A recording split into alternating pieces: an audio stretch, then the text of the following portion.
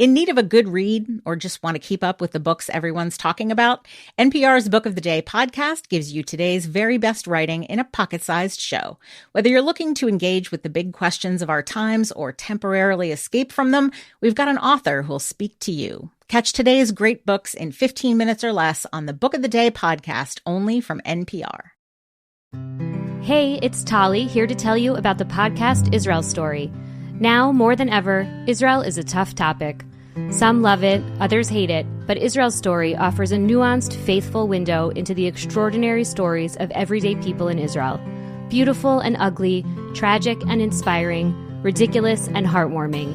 Check out hundreds of timeless episodes in their back catalog or dive into the 65 Wartime Diaries episodes capturing slivers of life right now.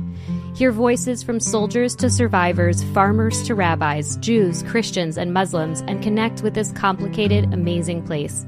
Hosted by Mishi Harman and produced with the Jerusalem Foundation and the Times of Israel, find Israel Story wherever you get your podcasts. Welcome to The 5 Books, where each week we talk with a Jewish author about 5 books that are near and dear to them. My name is Tali Rosenblatt-Cohen. Every week I ask Jewish authors about 5 books in 5 categories. We'll hear about 2 Jewish books that have impacted the author's Jewish identity. We'll hear about 1 book, not necessarily Jewish, that they think everyone should read, a book that changed their worldview. We'll get a peek into what book the author is reading now, and we'll get to hear about the new book they've just published and how it came about.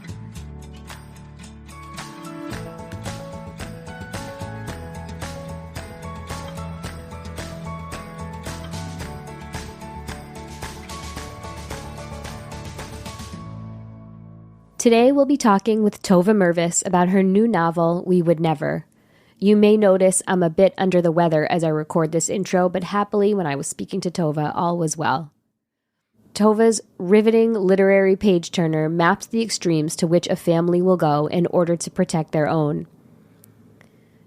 No one appears more surprised than Hailey Gelman when she comes under suspicion for the murder of her soon-to-be ex-husband, Jonah. Hailey, nicknamed Sunshine by her mother for her bright outlook and ever-present smile, has always tried to do what is expected of her and is regarded as the family peacemaker. But is anyone, including Hailey, who she has always seemed to be? Inspired by a true story, We Would Never is a gripping mystery, an intimate family drama, and a provocative exploration of loyalty, betrayal, and the blurred line between protecting and forsaking the ones we love most.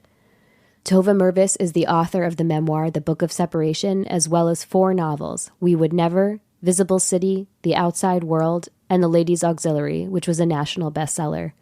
Her essays have appeared in the New York Times, the Washington Post, the Boston Globe magazine, and Real Simple, and her fiction has been broadcast on NPR.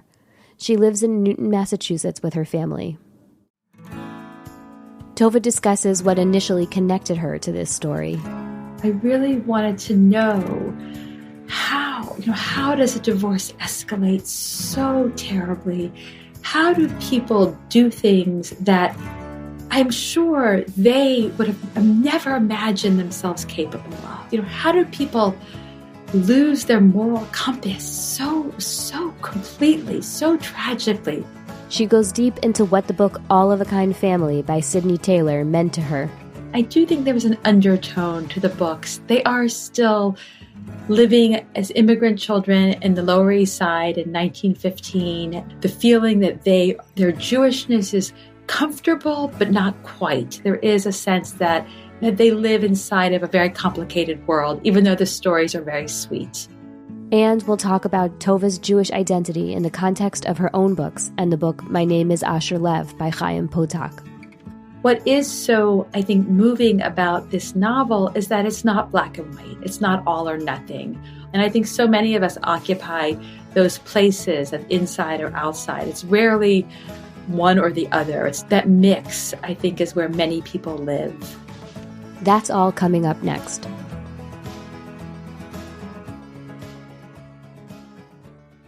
Welcome to the 5 Books, Tova. Thank you so much for joining us today. I'm super excited to talk to you. I loved reading We Would Never. It was a thrilling plot. I loved the psychological excavation that you did of this family. Well, I'll let you. How about you give us a little insight into the plot? Sure. I mean, We Would Never is about a Florida family who, in the wake of their daughter's divorce, might or might not have done something unimaginable. And it's a mystery, I guess, about a murder, but really, I think it's a mystery about family love and loyalty and about the complicated and hard to solve questions of anger and escalation and forgiveness. Yeah, I'm excited to talk about all of those things with you and how they thread all the common threads throughout some of your other books as well. Book 1, A Jewish Book from Childhood, All of a Kind Family by Sydney Taylor. I will just say that I've been waiting for someone to pick this book. It's a book I loved as a kid, and so I'd love to hear a little bit more about your Jewish life as a kid, and then we'll talk about All of a Kind Family. Sure. I grew up in Memphis, Tennessee, in the very close-knit Orthodox community in Memphis. And my entire family was from Memphis. I'm a sixth-generation Memphian. My great-great-great-grandparents moved to Memphis in 1873. And I grew up really in this surround of community with this very strong sense of being rooted in a particular place with a very strong sense of belonging and an awareness of what it meant to belong to a community like this and to a family that was so rooted in this particular place. I went to the Memphis Hebrew Academy from the age of 3 until I graduated high school with the same small group of kids, was related to many, many people in the community. So really, really deeply inside this very small, cohesive, tight community. Can you tell me about how old you were when you read this or what was going on in your life when you picked it up for the first time? I think when I picked it up for the first time, I was probably 10 or 11. Can you give us like a 2-sentence description of what All of a Kind Family books are about? Sure. All of a Kind Family centers around a Jewish family on the Lower East Side. I think it's set in 1915, and there are 5 daughters. And it really just details their daily lives. The adventures are small. There are trips to the library, trips to the father's junk store. There are escapades with a sister borrowing a dress from one another. But they're really about a close-knit family in the Lower East Side world. And what stuck out about it for you, or why did you choose this book? I was always a huge reader. I think up till that point, my obsession with reading was books about girls who wanted horses, and they were all named Kate. There was like a series of books that I would read over and over again. And then I'm sure it was my mother who bought these books for me. She was a children's librarian, and so she was always very aware of books and, bringing books home. And I think it was just the thrill of reading about girls who, on one hand, lived in an entirely different era and a different world than my world. And yet they felt so familiar. I felt like I knew them so closely. I felt like they were siblings. And each one, I'm wondering if you had the same memories. I know you said you liked the books as well, of what Ella would do and what Henny would do and who was Sarah and the differences between Gertie and Charlotte. They just made this enormous impression on me that even to this day, I remember all the stories. The books revolve around the calendar of the Jewish year, right? So I think it probably, I imagine, felt familiar to you in that way of reflecting your world. Right. I mean, they were participating in Jewish holidays. They were a Jewish family. They were an immigrant family, which was so different than my own.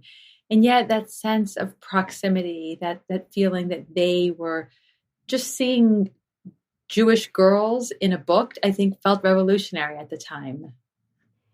Yeah, I know that your Jewish identity has changed over time, and that's something that you explored in such a beautiful and authentic way in your memoir, The Book of Separation. I heard or read an interview you did where you talked about, as a kid, you said there was always a sense that you were being taught one thing, and there was an attempt to package a kind of contentment. No questions here. We were all happy and we all believed. So I just wonder where these books kind of fit into that. I mean, on one hand, I guess the books are happy, right? I mean, they're sweet stories. There's a certain idyllic nature to the family dynamics. I guess the worst thing that happens, which when I read it, did feel terrible when Henny spills tea on Ella's dress and has to dye it in the bathtub. I mean, that is as bad as it gets in the book. And yet at the same time, I do think there was an undertone to the books. They are still living as immigrant children in the Lower East Side in 1915. There is still the feeling of maybe danger is not quite the right word, but problems. I remember so clearly the ones about when they have to go to the seashore because of, I guess it's the polio epidemic, or the feeling that their Jewishness is comfortable, but not quite. The sort of the relationship between the Jewish world they live in and the outside world. I remember so clearly the encounter with the library lady, where she's the non-Jew and she's kind and benevolent, but there is that question. And so I think the real world does creep in around the seams of this book. There is a sense that they live inside of a very complicated world, even though the stories are very sweet. And did you feel that this book in any way influenced your own writing when you were starting out? I mean, I think on some level what it influenced me is just the pleasure of reading, the feeling that you could love a book, that you could love characters, that I knew those children. I felt like they were as real to me as my classmates. And I think that idea maybe influenced me more than the content itself, the sense that you could write something that readers could love and they could feel like it was real. It could be completely made up, and yet it had that feeling of life and truthfulness. And I think maybe another way it influenced me was just the fact that stories about Jewish life, Jewish community, Jewish holidays could be read by many, many people, not just people inside the Jewish world. I had an experience recently of talking to a few writer friends who are not Jewish, and one of them was saying that she was reading All of a Kind Family to her daughter, and another friend immediately chimed in and she was like, "Do you remember the one about the dress?" And I was like, "Of course I remember the one about the dress." And that sense that, yes, they're steeped in Jewishness, and yet they are universal at the same time. Did you read them with your kids? I did. I have 3 kids. My boys did not read them, which is sort of sad for me. But my daughter, my youngest, loves them. I told her that I was going to be talking about All of a Kind Family, and she just gasped and said, "Oh, I love it." And I was like, right. And she has the same feeling of just that dearness of those books, that there's something so appealing and so timeless, really, about them. I think dearness is that's the perfect word for it. On Death, Sex, and Money, we feature interviews with you, our community of listeners, getting honest about uncomfortable things. I developed an illness where it isn't safe for me to drive. A friend once said to me, "Sex is like air. You don't think about it until you're not getting enough." This is a similar sort of thing if you just replace sex with driving. Listen to Death, Sex, and Money wherever you get podcasts.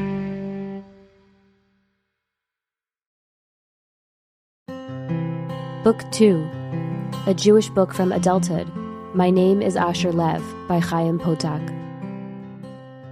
My Name is Asher Lev by Chaim Potok is set in 1950s in New York, and it is about a young Hasidic boy who discovers that he has an enormous talent, an enormous desire to be an artist. And it is about the struggle that he faces to both stay close to his family and his world and to pursue his artistic passion.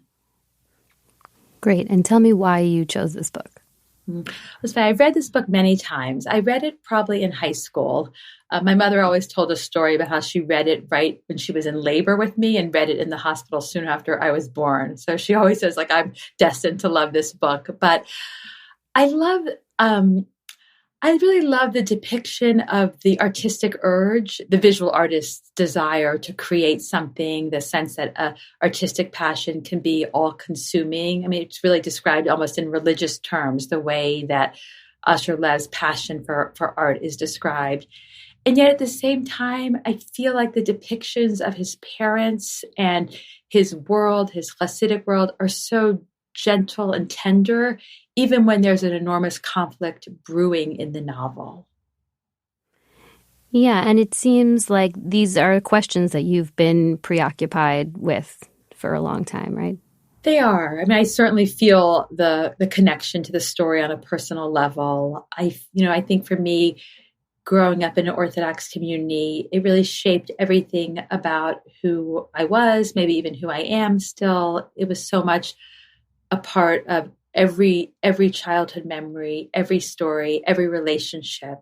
And at the same time, I think for me, the struggle of wanting to be a writer and wanting to find my own sense of freedom as a writer and an ability or an urge to be honest without the fear of what will they think. I think that question looms enormously large in my upbringing. I think it's both a Jewish thing, but I think it's also a Southern thing in some way, this sense that what people will say. And I certainly grew up feeling a very strong sense of communal expectation. And it's something I've struggled with as a writer to really shed that to whatever degree I can, to be free and not to worry quite as much of, what they will say. Yeah, I certainly see that in all of your books. I'm wondering if you feel like it's possible. I mean, obviously every individual makes the best choices for themselves, but do you think it's possible to live inside that world and be an artist who is authentic? I mean, it's interesting. In Asher Lev, for a long time, he is able to. And I think that's one of the things that feels so, moving about the book is that he has this talent and his parents recognize the talent and his father is really uncomfortable with it. And his mother is more amenable to the idea that he really has this gift. But, in this novel, it's the Rebbe who actually gives him permission to train with another artist, a non-religious Jewish artist who really mentors him and enables him to become an artist. And that, I had forgotten about that moment. And when I reread it recently, I realized that was his entryway. It was done within the parameters of the community. And so I think what is so, moving about this novel is that it's not black and white. It's not all or nothing. Ultimately, he does break with the community at the end. There's a line that says, he had gone too far, or there is some boundary and he crosses it. But before that happens, there's a lot of ways that he's both inside and outside at the same time. And I think so many of us occupy those places of inside or outside. It's rarely one or the other. It's not always that you're completely an outcast or you're entirely an insider. I think people who are on the inside sometimes find parts of themselves that feel outside. And people who are outsiders find many ways of connecting and being on the inside as well. And so I think that mix, is where many people live.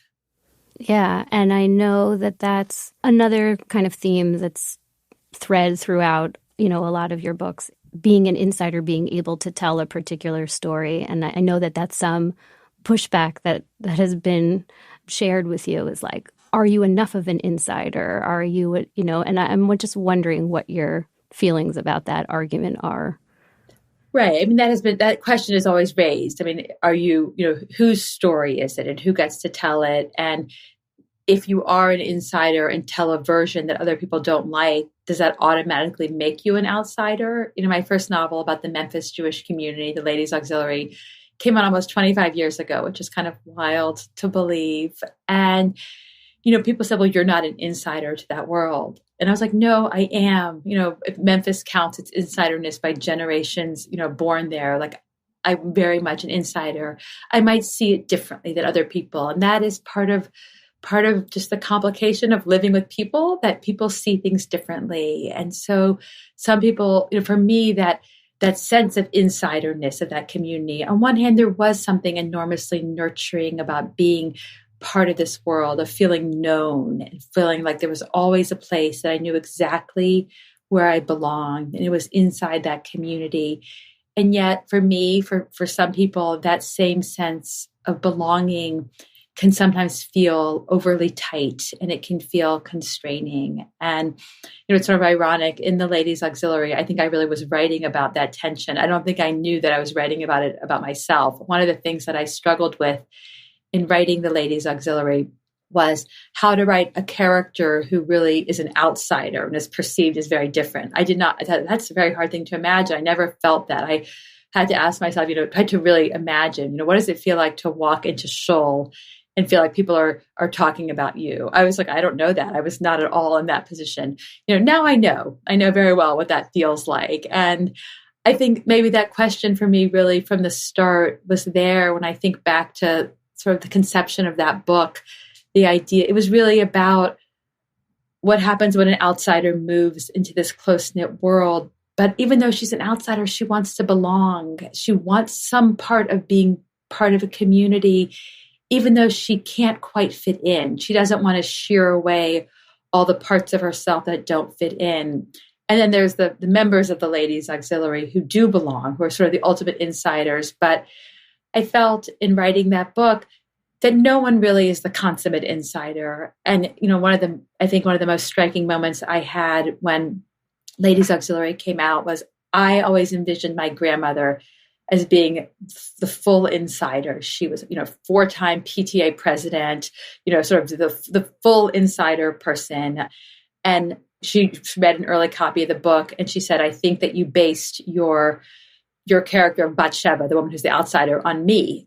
And I was sort of stunned. And she said, well, I didn't grow up religious and I've never fully felt like I belong here. And it made me realize you never know. You never know people's feelings about belonging. We all have really complicated feelings about where we belong and where we don't. And our outside selves that might seem to know everyone in a community and be fully in, that doesn't always reflect how we feel on the inside about where we fit in. And so I think those questions are very alive for me as a writer.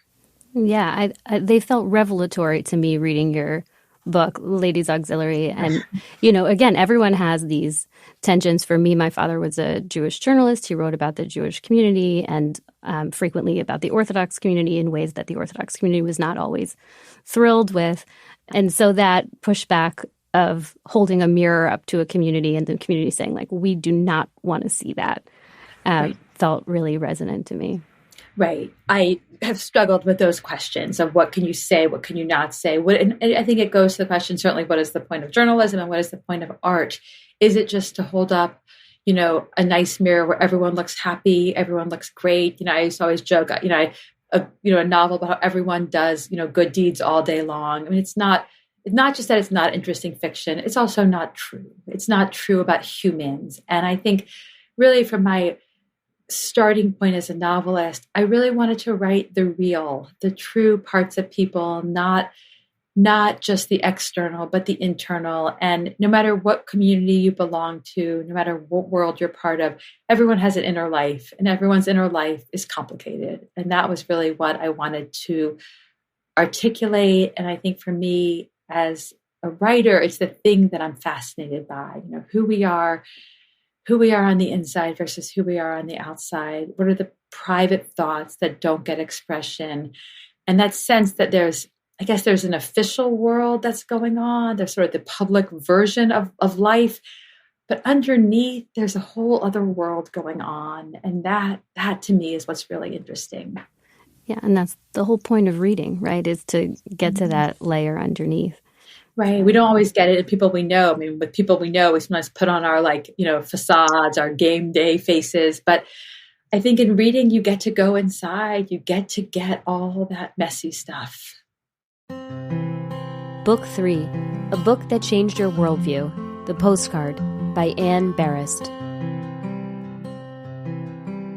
The Postcard is set in France, and it is about a woman's exploration of her family history, which she previously has not wanted to explore. And a postcard arrives at her mother's house, which lists the names of their family members who were killed in Auschwitz. And no one immediately does anything about this postcard or begins to investigate. But in the current moment of the book, in a climate of anti-Semitism, the writer decides that she's going to investigate her family history. And what about it has been sticking with you since you read it? I guess I love the way, I've read, I think we've all read many stories about the Holocaust. I've read fiction and nonfiction. I think what struck me as so new about this book was the way that the writer drew a connection between where she was right now in the world to to the past, the need to understand and excavate her past based on her own questions of her own Jewish identity. I thought the novel was so brilliantly done in the way it moves back and forth between time periods. It talks about her life as a contemporary French woman with a very nominal Jewish identity, and yet the urge to delve into the past, the sense of the past just waiting to be excavated and explored. And I think one of the things that really moved me so much about it was the acknowledgement that not all of the past can be recovered. There were parts of the story she was not going to be able to find out. And there she imagined it and brought it to life in such a rich, authentic way. And that, I think, is what really sticks with me. I've started working on a new novel about some of my Memphis Southern Jewish family history. And this is one of the books that's really helped me shape my thinking about how to structure a book like that. These sort of unwieldy novels that have so much material and so many directions you could go in. I keep it by my bedside because I feel like that is a guiding light for me in terms of how you tell a story that moves between time periods. That's so interesting because, I mean, the postcard is this very literal, like the past comes back. And I'm just wondering if that's the part of it that feels relevant, you know, this idea that you kind of can't escape your past, or if it's more just about being interested in what happened before. I think it is true. You can't escape the past. I mean, what's so fascinating, as you said, literally the past is mailed into the future, right? This mystery of, well, who's done it and what are their intentions and why? But I think that it's so evocative because even though the character in the book doesn't do anything about the postcard for so long, it waits. You know, it waits for the right moment. And the right moment in the postcard is when the writer or the narrator's daughter has some kind of anti-Semitic incident at school. And all of a sudden she is forced to confront what it means to be Jewish in contemporary France. And history, I think, has these cyclical moments where the postcard can sit and wait, but not forever. There's always a moment it's drawn back in. And I think that probably is why it's so poignant to read right now. And if it's okay to ask, what are the parts that are you're most interested in going back to your Memphis roots? It's funny. Ever since I wrote The Ladies Auxiliary, I had planned to write a Southern Jewish family novel. I wanted to take several generations of my family, and I would start the book, and then I would always get sidetracked and write a different novel. And it just happened over and over and over again. So I have files from from decades of these stories, and I ended up writing a few short stories. So I did write those, and they're all called Potatoes. So I have Potatoes 1 and Potatoes 2 and Potatoes 3, just multiple potato stories. But I'm really interested in a family story about my great-grandmother, Gittel, who I was named after, Gittel being good, being Tova, who used to tell this story to my mother and her mother about growing up in Grodno, Poland, and going out one day to dig for potatoes and coming back and seeing that her shoes had been stolen. And it was sort of told as this maybe picturesque story, this little anecdote. My mother wanted to write a children's book about it. And then over the years, for a variety of reasons, my mother began to dig into this story more and began to wonder if it was a much darker story that was actually being told. And so that really fascinated me. I think the piece, or maybe one of the potato stories that I've written, was really about how every generation tells this story differently. You know, for my great-grandmother, it was a story of a warning story of, be careful. You don't know who's out there. For my grandmother, my Southern grandmother, my Bubby, who would tell this story about like a coming to America story. It was sort of this redemption story. My mother used to tell it as a fairy tale, and then she started to tell it in a darker way. And that sense, the stories we inherit are changed by our own circumstances. And so that is the basis of my new novel, which is, of course, called Potatoes, at least for right now. But I'm interested in really exploring what is that story. This potato story took place in 1921, and Grodno in 1921 was post-World War I, but the period of immense pogroms, immense uncertainty. The Bolshevik Polish Civil War. It was a time of enormous violence. And so it raises the question for me about that story. And so what I've been doing for the past year or so, while waiting for my new novel to come out, is just reading. And so I've just been reading, if you looked at my bookshelf, it's like pogroms, Grodno, Belarus, just really trying to learn that time period. And so the book is going to alternate between Grodno and Memphis. And so I'm interested in how you tell a story that moves between two time periods. I can't wait to read it. Thank you. It'll probably take me a decade. But I'm on the way. I'm waiting. Great. That's great. And also just noting that it's taking you back to All of a Kind family time, right?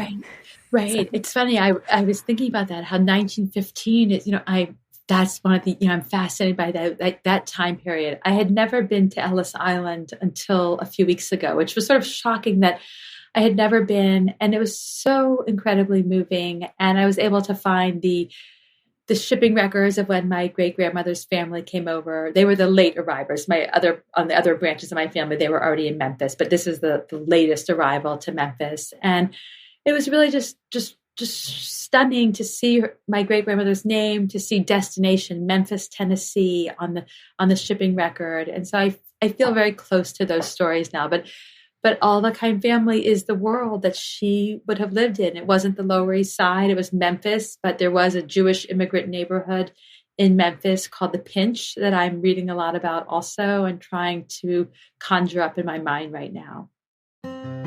Book 4, the book you're reading now, Songs for the Brokenhearted by Ayelet Sabari.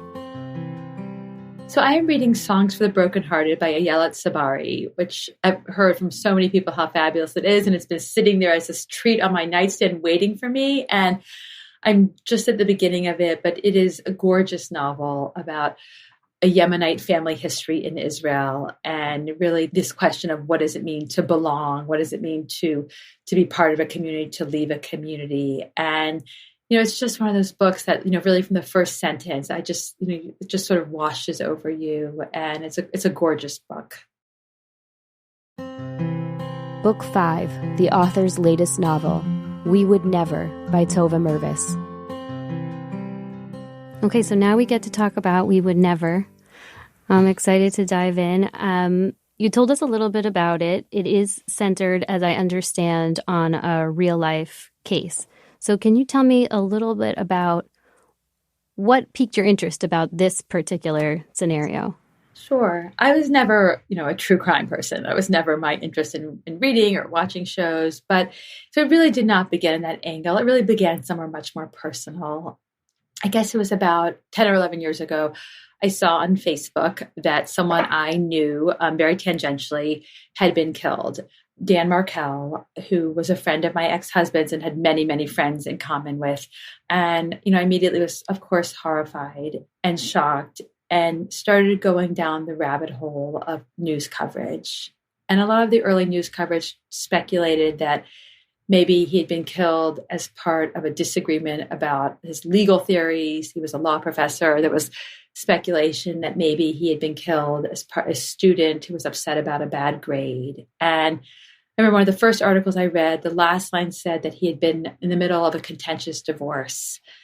And, the stories we read that hit us are as much about the stories as they are about our own lives. At that time, I was just on the tail end of a very contentious divorce. And I just had that feeling, that horrible knowing feeling of, oh, I think this is what this story is going to be about. And, certainly my divorce was in no way violent in any way, even close to that kind of anger escalation. But what I did know, I knew the way divorce could unmoor you, the way it could destabilize your life and the ripple effects it had. And I think that piece is why the story felt so personal. And so I followed the book story over the years. I tried to write another novel. I was going to write my potatoes novel, and then somehow I got sidetracked to a different novel. And I was working on that for about a year. And it didn't have, I think to write a novel, it's so many years. It takes me forever. It has to have that match striking a sandpaper feeling against yourself, that feeling that it's really hitting up against something vulnerable inside you. And the book I was trying to write just didn't have that feeling of emotional friction.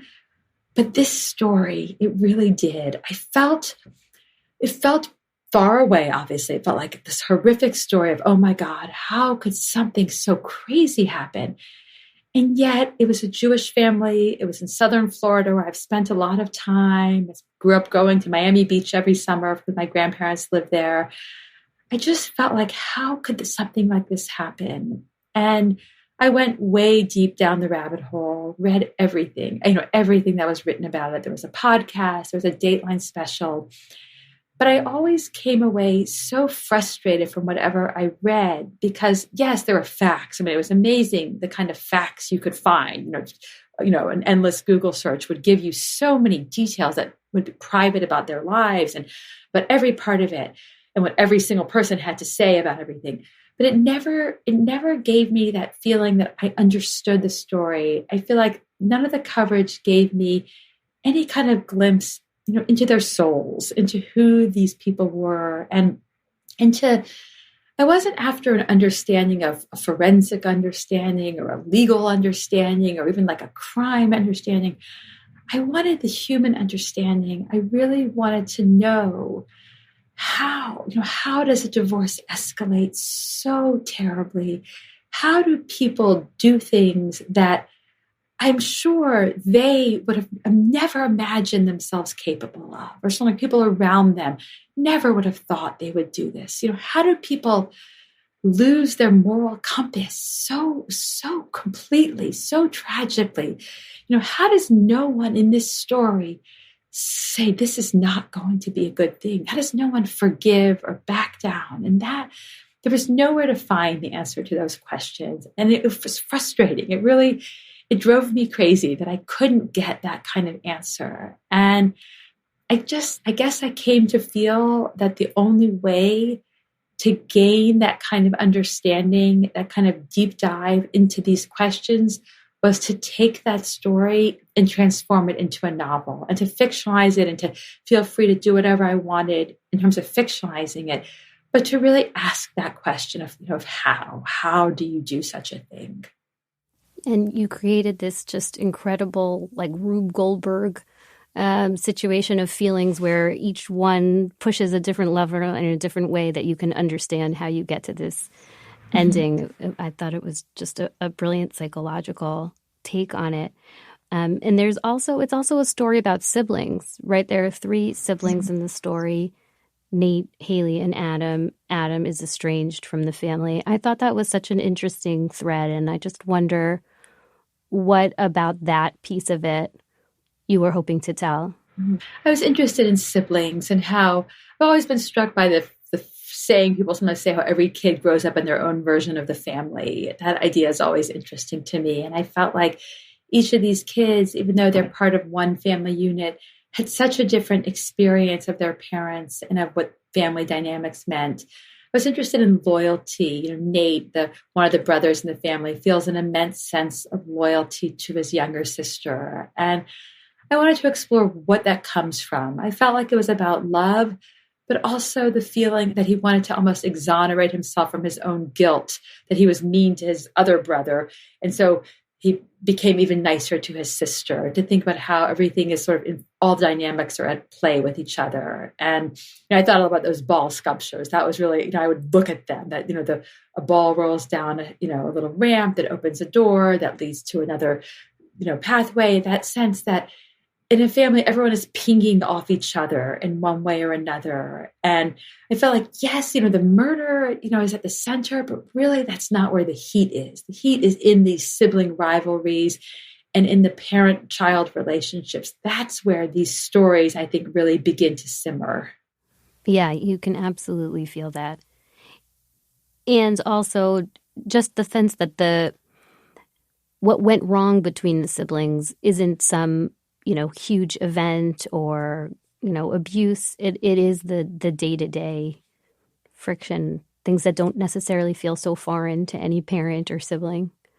Right. And I think we hold on to things. You never know what stands out in your mind from your childhood. What are those moments you can't let go of, the slights or the hurt that somehow lodge in that place that you can't get it out of. And so I was fascinated by that idea of what makes a child become estranged from his parents. And I think one of the themes throughout the book, but certainly in the sibling relationships, was I was really interested in the idea of forgiveness. I felt like I wanted to orient all the characters in one way or another around that question of who could forgive and who couldn't.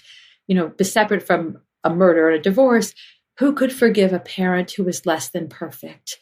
Could you forgive a mother who didn't give you what you need? Could a brother forgive his brother for teasing him as a child? And what does it take to forgive? And what happens when you can't forgive? I thought a lot about the Yom Kippur idea that I grew up with. You ask for forgiveness 3 times. And if you don't, if you're not forgiven after 3 times, the sin is no longer on you. It was a source of endless games when I was growing up, where we would, ask everyone that and, see how far you could push that question of who would be forgiven and who wouldn't be. And I used that. But that question of if you ask and you ask and you ask and you're not forgiven, what happens? What happens to the people in that story? I've always loved the Buddhist saying that, when you forgive someone, you set free a prisoner and you discover that the prisoner was yourself. And what does it mean to hold on to anger, to be unable to let go of any of it? A theme throughout your books is this pull of community that we've talked about. And this book is, maybe on the face of it, a bit different in that it's focused on this particular family and the events that happen. And yet, even in the formulation of the title, We Would Never, it's sort of this outward-facing defense of the family. And so I'm just wondering how you think about the role of community in this book.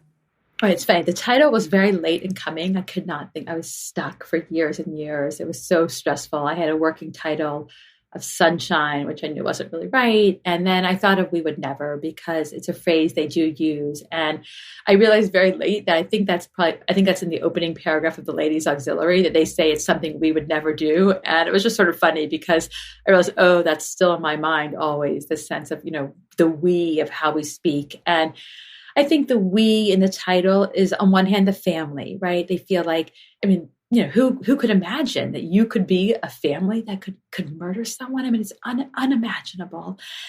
And I was interested, though, in the reader also. I certainly look at the family and think, well, I would never. And I feel confident that I would never, and yet I think that I'm interested in the way we say we would never do that. I would never do something like that.